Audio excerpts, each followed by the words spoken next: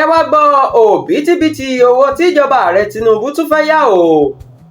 Ààrẹ orílẹ̀-èdè Nàìjíríà Bọ́lá Ahhmed Tinubu ti kọ̀wé sí àwọn aṣòfin àgbà báyìí pé ìjọba tún fẹ́ ya bílíọ̀nù 21.5 dọ́là àti bílíọ̀nù 15 euro.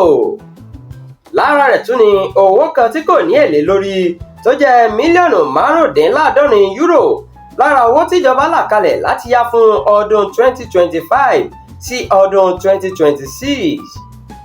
Gẹ́gẹ́ bí lẹ́tà tí Tinubu kọ sí àwọn aṣòfin tí Godswill Akpabio kà nílé lọ́jọ́ Túsídẹ̀ẹ́, ààrẹ ṣàlàyé pé lára owó náà ni wọn yóò ti pèsè iṣẹ́ fáwọn ọ̀dọ́ láti dín àìní àti òṣì kù láwùjọ àti láti mú ìpèsè oúnjẹ pọ̀ yanturu.